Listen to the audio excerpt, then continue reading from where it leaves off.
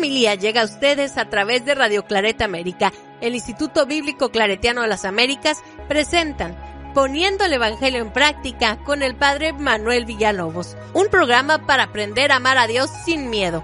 Iniciamos. Buenos días, hermanos y hermanas que nos sintonizan a través de Radio Claret América. Soy Manuel Villalobos Mendoza, misionero claretiano, y es un gran placer saludarles, compartir la palabra de Dios.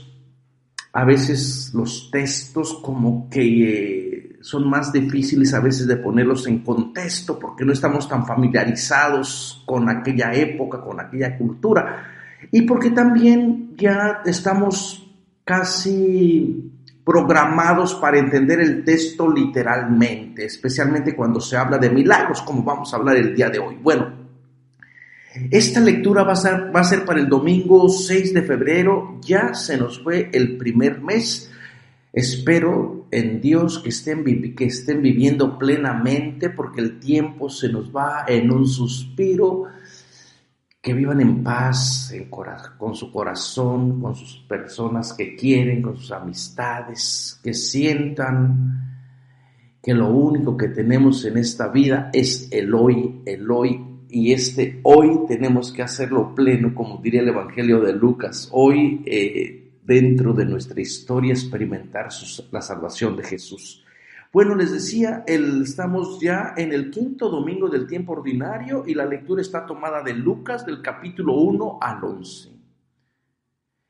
En aquel tiempo, la gente se agolpaba alrededor de Jesús para oír la palabra de Dios. Estando él a orilla del lago de Genezaret, vio dos barcas que estaban junto a la orilla. Los pescadores habían desembarcado y estaban lavando las redes. Subió a una de las barcas, la de Simón, y le pidió que se apartara un poco de tierra. Desde la barca, sentado, enseñaba a la gente. Cuando acabó de hablar, dijo a Simón: rema mar adentro y echa la red para pescar. Simón contestó: Maestro, nos hemos pasado la noche bregando y no hemos cogido nada, pero por tu palabra echaré las redes. Y puestos a la obra, hicieron una redada de peces tan grande que reventaba la red. Hicieron señal a los socios de la otra barca para que vinieran a echarles una mano. Se acercaron ellos y llenaron las dos barcas que casi se hundían. Al ver esto, Simón Pedro se arrojó a los pies de Jesús diciendo: apártate de mí, Señor, que soy un pecador. Y es que el asombro se había apoderado de él y de los que estaban con él al ver la redada de peces que habían cogido, y lo mismo le pasaba a Santiago y a Juan, hijos de Zebedeo, que eran compañeros de Simón. Jesús le dijo a Simón: no temas, desde ahora serás pescador de personas. Ellos sacaron la barca a tierra y dejando todo le siguieron. Palabra de Dios. Hermanos y hermanas, el Evangelio de Lucas recrea la escena del discipulado del discipulado y del llamado que aparecía en el Evangelio de Marcos. Lo primero que hace Jesús después de venir de su experiencia del desierto, después de venir de su experiencia del bautismo, es pasar por el lago de Galilea. Aquí Lucas le cambia el nombre, le pone el nombre de Genezaret, porque también tiene otros sentidos importantes, porque es el que divide también las fronteras entre el que es pueblo y los que ya no son pueblo, los que pertenecen al pueblo de Israel y los que no pertenecen al pueblo de Israel. Lucas va a ir cambiando un poquito la visión en el Evangelio de Marcos y de Mateo sigue muy de cerca a Marcos. Jesús pasa por el lago de Galilea, les comentaba, y vio a Simón y a su hermano Andrés que echaban las redes, los invita a seguirle.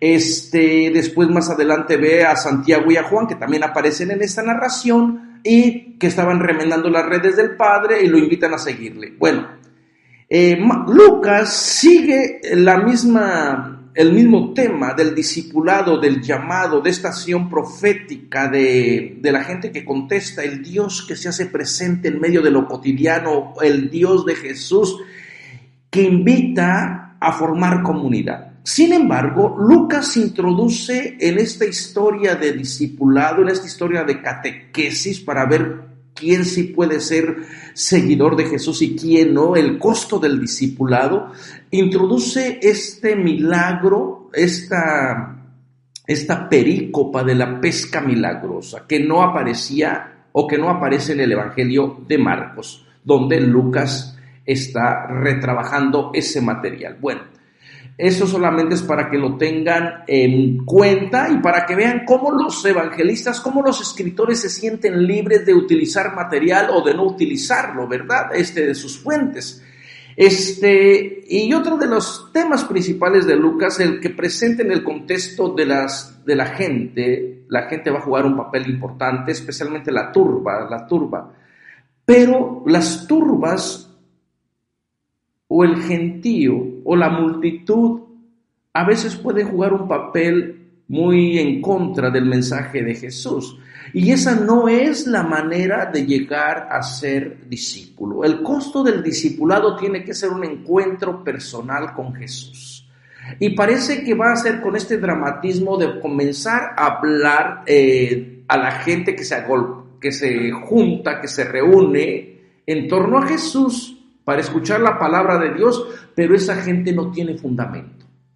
Jesús es solamente alguien que enseña con autoridad, alguien que habla bien, pero realmente todavía no hay un compromiso de esta gente. Entonces este primer grupo como que enmarca lo que debe de ser verdaderamente el discipulado.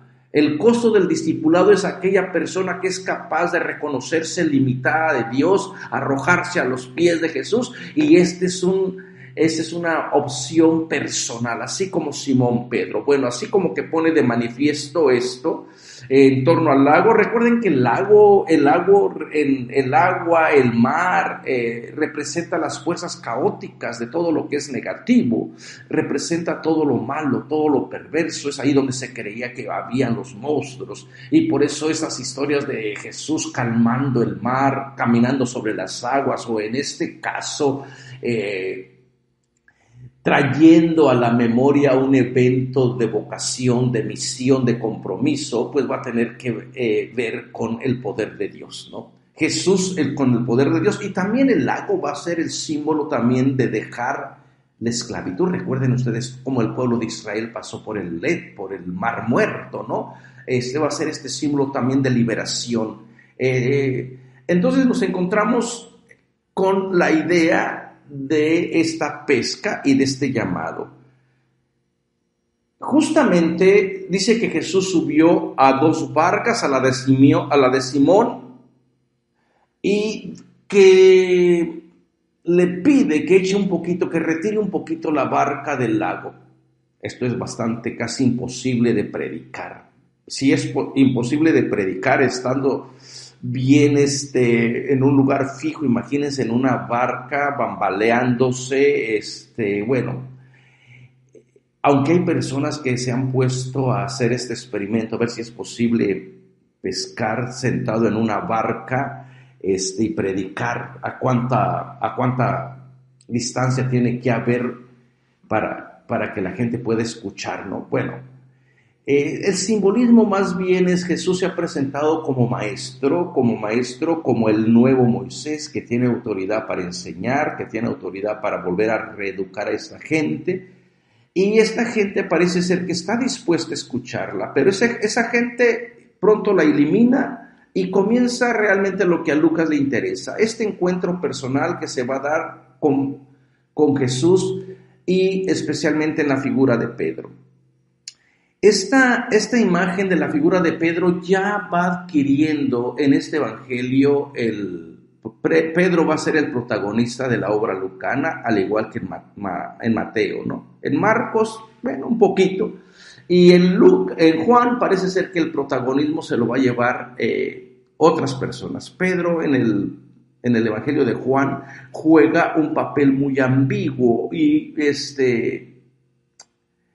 Y esta historia es probablemente que tiene que ver con la parte histórica. En el movimiento de Jesús hubo grandes luchas de poder por el ocupar el lugar, ¿no? Estamos entre los que vienen de la tradición de Jerusalén, los de Santiago, tenemos luego la tradición de Pedro, la tradición paulina de Pablo y también la tradición que nosotros llamamos la del discípulo amado.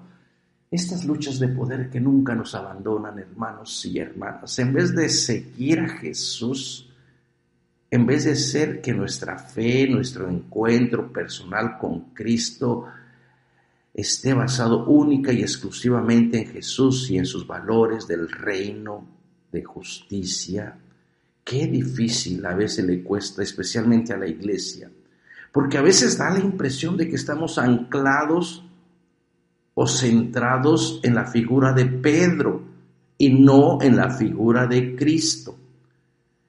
Entonces, la historia se va a ir desarrollando. Jesús le dice a Simón, rema mar adentro y echa las redes a pescar. Este es un simbolismo. Recuerden que el mar representa lo caótico, lo negativo y también es frontera, sirve como frontera natural para separar al Israel de los paganos, de los gentiles. Hemos hablado frecuentemente que la gente que viene del judaísmo, los seguidores de Jesús que todavía están anclados en la red de la ley, en la red de la tradición, en las costumbres del Jesús mesiánico, nacionalista, pues creen que la salvación va a venir a toda la humanidad, pero Israel tiene que ser primeramente por el cual la humanidad se salve. Anteriormente vimos también cómo el pueblo de Nazaret trató de despeñar a Jesús en el evangelio de la semana pasada. ¿Por qué? Porque precisamente Jesús viene a tratar de quitarles esa idea equívoca de que Dios es un Dios exclusivo para un pueblo, para una determinada religión, para una determinada raza. El Dios de Jesús es un Dios que ofrece liberación para todo. Y otra vez Jesús va en la misma línea. Remar mar adentro es deja tus tradiciones afuera, deja tu ley, deja tus creencias falsas en Dios, no conviertas a Dios en un ídolo. Comienza mar adentro a incluir, a aventar la red para invitar a otra gente, para formar a otra comunidad donde todos y todas sean vistos como hermanos y hermanas. Y esta es precisamente lo que está detrás de este milagro, que se va desarrollando paulatinamente. Entonces, a Pedro como roca, como fundamento, que no le llama roca, llama la atención, que le llama simplemente por Simón, representante entonces de la tradición judía, es probablemente al que le va a costar más trabajo dejar a un lado su idea falsa de Dios, su idea falsa de practicar su religiosidad y de entablar esa relación con la ley. Ahora es necesario despojarse o poner sus prioridades en la misión de Jesús, que es una misión universal. Hermanos y hermanas, ¿de qué nos tenemos que despojar nosotros? ¿Qué tenemos que dejar a un lado para poder abrazar a la persona que es diferente?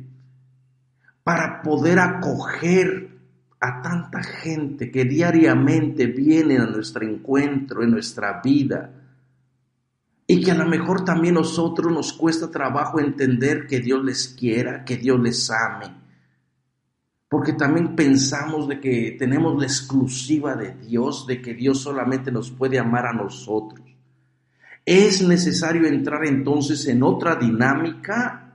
Remar mar adentro implica dejar tu pasado, dejar lo que tú antes pensabas que era valioso, ponerlo delante de Dios y darte cuenta que estabas en el lugar equivocado, echando la red en el lugar equivocado. Y Pedro parece ser que le va a costar trabajo reconocer eso. Y fíjense, el conocedor del mar, el conocedor de las horas propicias para pescar, el que sabe dónde pescar, dónde no pescar, parece que se va a resistir, ¿no? Y dice, maestro, todavía es maestro, todavía no es señor.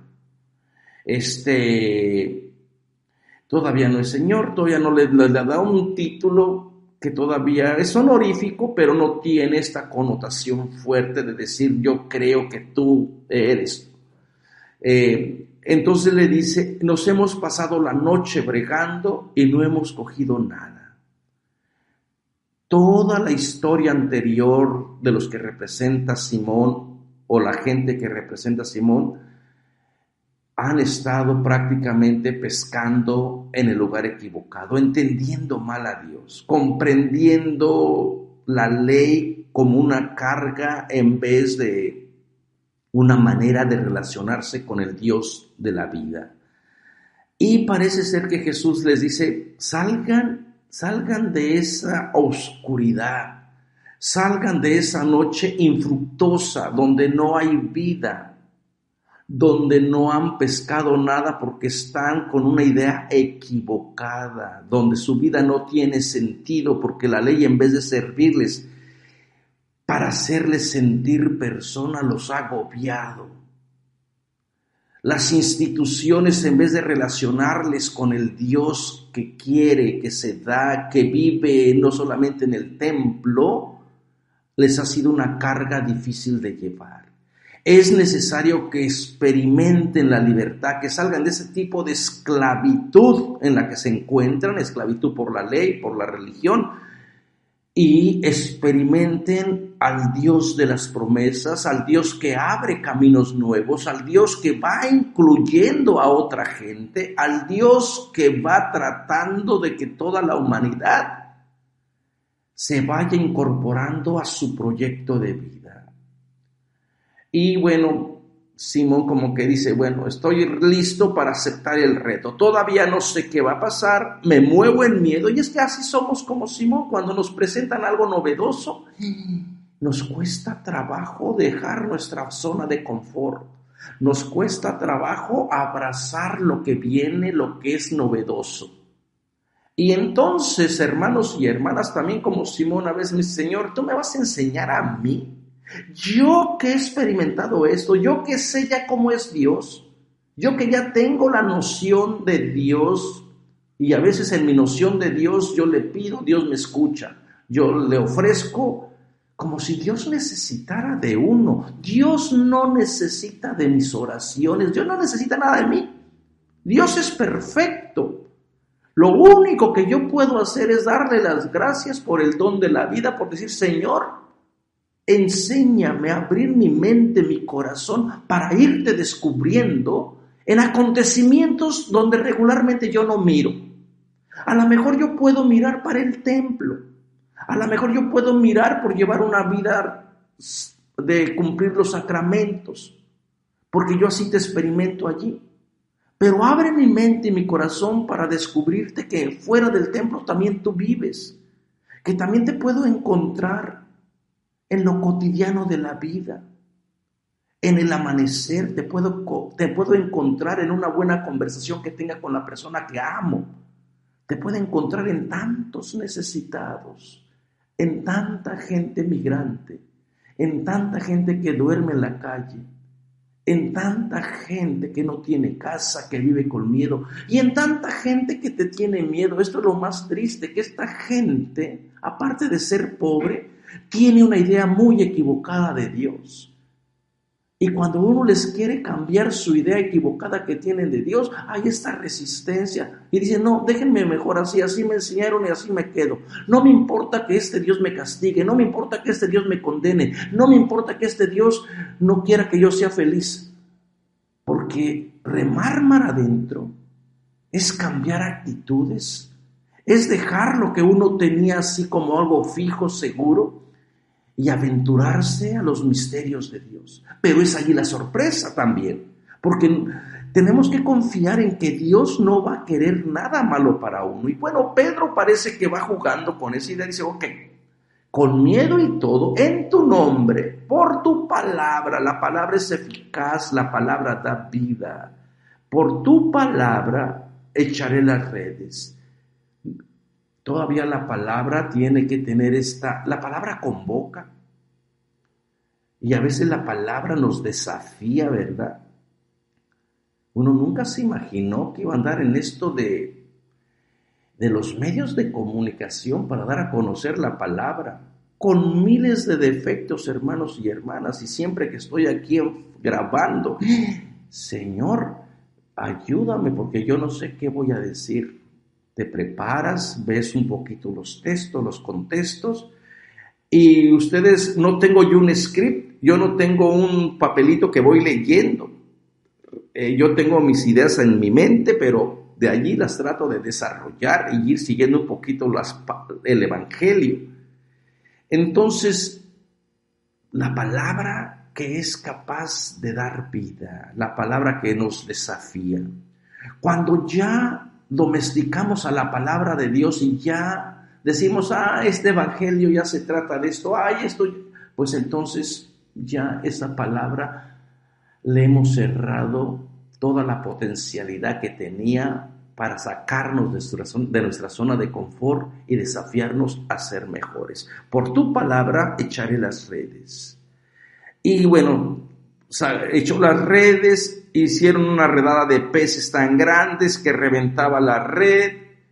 Hicieron, todas estas imágenes preciosas que sacaron tantos peces, tantos que invitaron a los otros compañeros. Esta historia también por allí la trata el Evangelio de Lucas. En el Evangelio de Juan es el que la trata. Es un apéndice del capítulo 21, donde Jesús resucitado se aparece frente al lago de Tiberio, el lago de la ciudad de Tiberio. La ciudad había sido fundada en honor de Tiberio.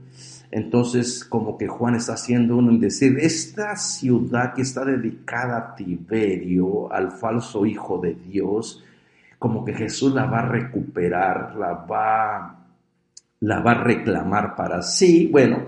Se pone por allí a pescar algo, les dice han pescado y nadie sabe quién es Jesús más que el discípulo que Jesús ama, no lo reconocen. Y ya saben lo que pasa, ¿no? Les invita a remar, especialmente a Simón Pedro, y sacan una pesca milagrosa. El Evangelio de Juan, así como paréntesis, porque va muy similar a esa historia, el Evangelio de Juan tuvo que negociar con los seguidores de Pedro para que el Evangelio pudiera ser admitido dentro del canon, porque le costaba mucho a la gente admitir el Evangelio de Juan, casi que se queda fuera del canon. Pero gracias a que le puso ese apéndice y donde rescata de alguna manera la figura de Pedro, pudo reconciliar esas dos tradiciones. Y yo creo que eso debe de ser la palabra de Dios. La palabra de Dios puede reconciliar, cómo no, a Pedro y a María Magdalena, a Pablo y a Santiago, porque no estamos siguiendo personas, estamos haciendo que la palabra de Cristo sea viva, se encarne y pueda ser celebrada con diferentes matices. Esta historia, como les decía, es similar a la que encontramos en el capítulo 21 del Evangelio de Juan, donde parece que Juan reconcilió a la comunidad petrina, a los seguidores de Pedro, y gracias a ese afán, gracias a ese deseo de incorporarlo dentro de su evangelio, pues este evangelio llegó a ser aceptado. Esto entre otras muchas cosas. En algún momento estudiaremos el Evangelio de Juan. Entonces, esta idea de la pesca milagrosa sucede porque hay personas capaces de tomar el reto de la palabra. Y ya saben después la reacción. Simón Pedro se arroja a los pies de Jesús diciendo, apártate de mí, Señor, que soy un pecador. Todas estas imágenes están en torno a la función de los llamados de vocaciones.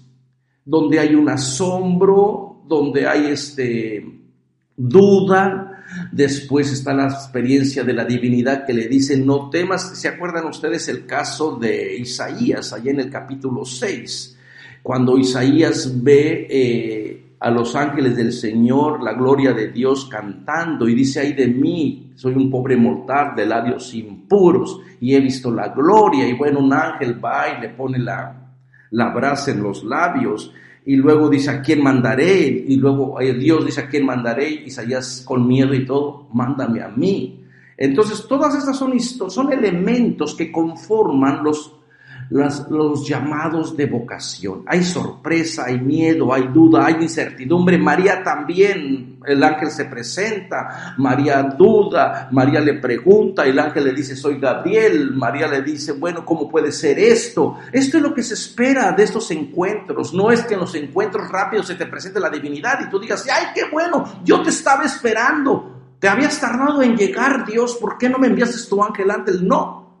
En los encuentros profundos que la persona tiene con Dios, tienen que incluir dudas, tiene que incluir noches de que no le encuentras sentido a tu vida, tiene que incluir momentos difíciles. De lo contrario, ¿cómo vas a madurar tu fe? El encuentro con Dios tiene como parte de su proceso que ver en los problemas diarios o en las dificultades diarias de decir, Dios no me abandona, Dios está conmigo. Yo sé que me dio su palabra de que no me iba a dejar solo. Y bueno, este es el tipo de fe que ha madurado la persona. En una fe madura no todo es color de rosa, no todos son angelitos, no todo es sharimarijá, no es todo yo aquí siento el espíritu. Hay momentos en el cual no se siente el espíritu. Hay momentos en el cual uno pregunta, ¿por qué a mí? ¿Cómo es que Dios está conmigo si me siento solo? ¿Por qué tanto dolor? Pero esto es parte de movernos en fe.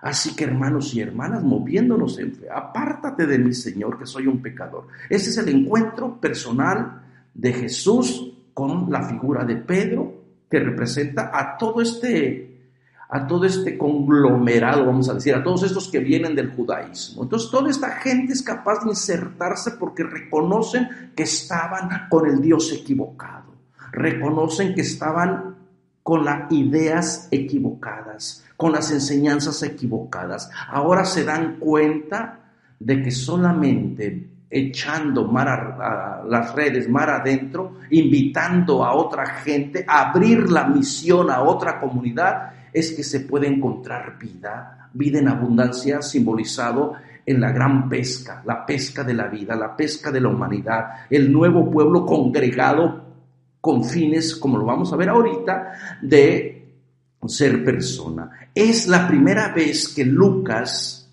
utiliza la palabra pecador. Esta va a ser una de los evangelios que continuamente van a salir muchos pecadores. ¿Y qué tipo de pecado podría haber cometido Pedro? Sabemos que Pedro representa aquí una figura simbólica. ¿Qué tipo de pecado la gente del siglo I podrían haber tenido? Bueno, alguna transgresión a la ley, alguna cuestión también de pureza, o simplemente tener algún tipo de trabajo impuro, ¿no? Es interesante cómo la gente ve. Miren, Lucas, por ejemplo, en el capítulo 7 va a decir que una mujer que era pecadora pública, y la gente cuando escucha pecadora pública, como es mujer, rápido la asocia con la sexualidad, como si fuese una prostituta. Eso no te dice el texto. El texto solamente te dice que era una pecadora pública. Y es interesante porque aquí está Pedro diciendo que es un pecador, también es un pecador público, pero nadie lo va a asociar con que Pedro sea un prostituto. Disculpen la palabra. Vean cómo nuestra mente está viciada. Somos prejuiciosos. La mujer que aparece en el capítulo 7, la que se describe como pecadora pública, y allá la describen a ella, la describe el otro Simón el fariseo, el Simón de la ley, el que dice, si de verdad fuera un maestro, un rabino, sabría qué tipo de mujer es esa. Y Jesús calmadamente le dice, tienes que remar mar adentro, tienes que echar tus pensamientos a volar y decir, Simón, ves a esa mujer, pero vela con otros ojos, no como la pecadora, no como la transgresora, vela con los ojos del amor, vela con los ojos de la compasión. Bueno, solamente es para ilustrarles que este tema de pecadores van a aparecer continuamente en Lucas, es la primera vez que aparece aquí en el Evangelio, y toda la comunidad tiene que sentirse necesitada de la intervención divina, de la intervención del Dios de la compasión, del Dios de la misericordia, que está actuando por la persona de Jesús. Cuando uno es capaz de abrir su corazón y decirle, Señor, no te merezco, Señor, ni siquiera te invoco, ni siquiera creo en ti, ni siquiera te busco. Y a lo mejor Dios va a decir, te he visto con otros ojos. Deja a un lado esas historias donde yo no he sido importante en tu vida. Arrójate a mis pies. Póstrate solamente delante de este Dios vivo que no te condena, que te levanta para darte vida. Y es que el asombro ante la compasión, ante estar con el encuentro de la divinidad, todas estas historias también que tenemos en el Éxodo, allá por el capítulo 3, donde el pueblo se encuentra con la divinidad y causa asombro, causa miedo, pero en vez de muerte, en vez de terror, está Dios que te dice, levántate, no temas. Y lo mismo le pasaba a Santiago y a Juan, a los hijos de Zebedeo, a toda la comunidad. Y ante la miseria humana siempre está el amor, la compasión de Dios que te dice, no temas, ten fe,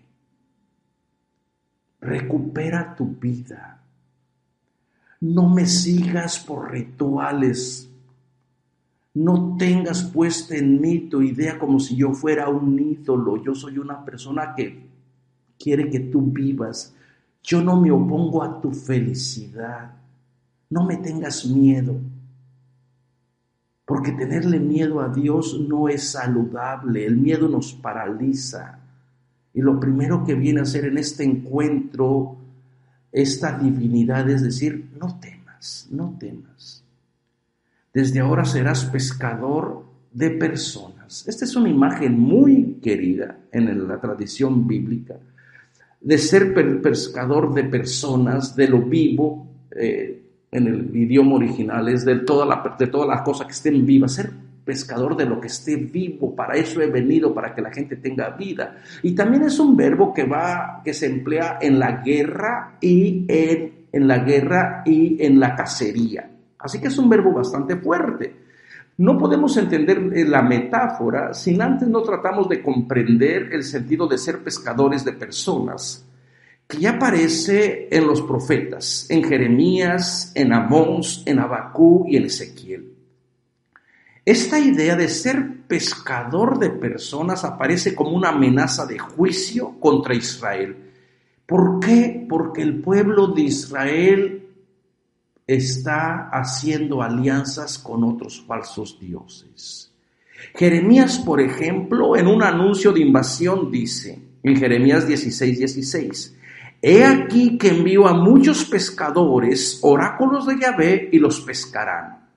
Aquí, en estos profetas, los pescadores tienen un sentido de cazar, de traer prácticamente a Israel a la sumisión, al yugo, a la esclavitud, con el afán de darle muerte. Amós, el profeta de los pobres, en su mensaje contra las mujeres de Samaria, profetiza en Amós 4:2, he aquí que vienen días sobre ustedes en que se les pescará con ganchos y hasta las últimas con anzuelos de pescar. Abacú también, en su queja por las vejaciones del opresor, dice, tú tratas a las personas como a peces del mar, como a reptiles que no tienen amo. A todos los saca él con anzuelo, los atrae en su red, en su traina los recoge. Y Ezequiel en su anuncio contra Egipto dice: voy a ponerte garfios en las quijadas, pegaré a tus escamas los peces de tus nilos, te sacaré fuera de tus nilos, con todos los peces de tus nilos pegados a tus escamas. Como ustedes pueden ver, en estos textos los profetas utilizan esta imagen de hacer pescado, de ser pescadores de personas, pero con un fin prácticamente negativo, con un fin de la muerte. Yo estoy obsesionado con Marcos, disculpen, ya saben cuál es mi primer amor en los evangelios. Lucas como que trata esta imagen de revertirla, en vez de pescar para esclavizar, para conquistar, para someter. Lucas invita a la nueva comunidad que ha nacido del arrepentimiento, del reconocimiento que están con el Dios equivocado, a echar redes, pero para que la gente tenga vida. Y estas, si en el pasado Dios mismo permitía que los pescadores extranjeros destruyeran, cazaran o pescaran a Israel, también hay imágenes donde se puede ver una imagen positiva de esta pesca. Así que Lucas invierte el papel de los profetas. Aquí es el nuevo Israel, la nueva comunidad, la nueva humanidad que hace de pescador respecto a las personas, es decir, de la humanidad entera. Aquí el echar las redes, el pescar tantas multitudes de peces es con la finalidad de crear a la nueva humanidad, y esta nueva humanidad tiene que incluir a toda la gente. ¿Para qué? Para que reconozcan al verdadero Dios que se va a producir de esa pesca. Una vez que se echen las redes, que se abran fronteras, que se inviten a hombres y a mujeres, entonces toda la gente puede llegar a postrarse ante el único Dios, fuente de vida. También hay otro pasaje en el Evangelio en el libro del profeta Ezequiel, que parece ser que influyó en esta historia de Lucas, y también de Marcos y también de Mateo. Y es en Ezequiel 47:10 donde el profeta, después de haber descrito la vuelta del Señor de la gloria, recuerden que la gloria de Dios abandonó el templo allá en Ezequiel porque había injusticia, porque había gente cerrada, había idolatría. Entonces el profeta invita a reconocer que cuando se establezca nuevamente la verdadera religión, entonces va a haber vida para toda la humanidad, simbolizado en la figura del río y simbolizado en la figura de los peces, ¿no?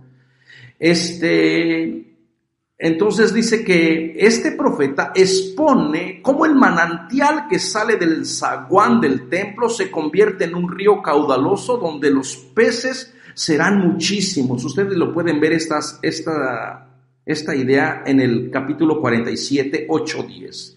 Entonces se pondrán los pescadores a ambas márgenes del río y todo mundo a pescar, pero ya no para la muerte, para la vida. La religión no debe de imponerse, la religión debe de invitar, la religión no es de mandamientos, la religión no es de obligaciones, la religión tiene que salir del amor, de un corazón libre, gratuito, que te dice: Señor, yo no te merezco, pero aquí estoy, gracias por invitarme, gracias por invitarme también a ser pescadores de personas, es decir, ser capaces de congregar al pueblo que sufre, al pueblo que tiene hambre, al pueblo que no se siente digno. Es hacer presente a este Dios universal que no tiene bandera, que no tiene color, que no tiene raza. Cuando la gente logre comprender a esta idea que se tiene de Dios, entonces podemos nosotros ser multiplicadores de su gracia. Pero para esto necesitamos, igual que estos discípulos, renunciar. Esta es la primera forma de respuesta de los llamados, es la renunciar a sus bienes, a su trabajo, incluso a su familia. Dejarlo todo. No puede haber lugar para ti y para otra y para Dios, tus intereses, lo que tú quieres y Dios, porque muchas veces nuestros intereses no son los intereses de Dios. La misión de Dios es radical. Alguien me comentaba un día, a mí me cuesta mucho seguir a Jesús porque Jesús pide mucho. Yo le dije, no, Jesús no pide mucho. ¿Y cómo, Padre? ¿Cómo que Jesús no pide mucho? No, Jesús no pide mucho, Jesús lo pide todo. Ese es el problema, que Jesús lo pide todo, y toda la comunidad que ha experimentado este amor, toda la comunidad que se ha dejado pescar, no con fines de opresión, sino para la vida, tiene que dejarlo todo, abandonar lo que antes tú creías como sagrado, abandonar incluso maneras diferentes o formas con las que tú estabas acostumbrado a hacer relación. Ahora ya no van a ser solamente tus hermanos y hermanas los de sangre, ahora van a ser todos y todas los que ponen la palabra, los que se dejan cautivar por ella.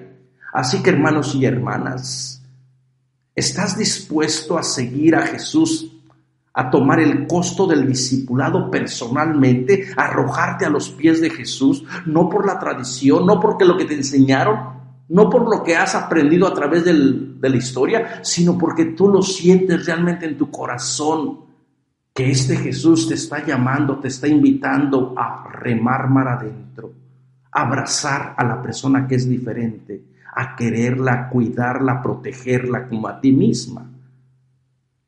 Y primero tendríamos que reconocer, Señor, apártate de nosotros, que somos bien machistas, que somos bien clasicistas. Apártate de nosotros porque estamos llenos de prejuicios. Apártate de nosotros porque todavía pensamos que en la religión hay gente más cercana a ti y hay otros que más lejos de ti. Apártate de nosotros porque nos cuesta trabajo entender que tú eres un Dios para toda la humanidad. Así que, hermanos y hermanas, ustedes tienen la opción de decirnos, Señor, gracias por tu invitación. Echa las redes en otro lugar, no las eches aquí en mi corazón, aquí no vas a encontrar nada. O puedes decir, Señor, no sé a dónde me llamas, no sé lo que me vas a pedir, pero aquí estoy, dispuesto a dejarlo todo con tu gracia, con tu amor y sobre todo con tu compasión. Muchas gracias, hermanos y hermanas, por escucharme. Gracias a todas las personas que se han inscrito en el libro del Apocalipsis. Les recuerdo que ya terminamos la primera serie como Netflix. Aquí estamos con la segunda, que va a ser mucho mejor para toda esa gente que se quedó picada, esa gente que dice, yo quiero saber realmente cómo se va a terminar todo esto del Apocalipsis. Bueno, inscríbanse. Visiten nuestro canal de www.ibicla.org.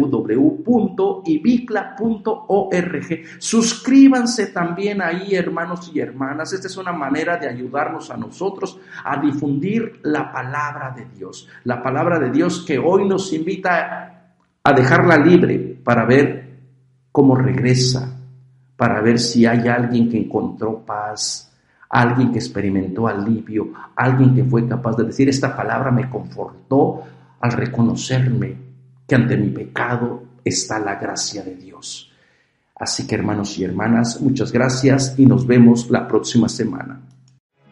Los invitamos a escuchar más programas de crecimiento espiritual y emocional en radioclaretaamerica.com y a seguir en YouTube a la Escuela Bíblica Claretiana de las Américas. Visite ibicla.org.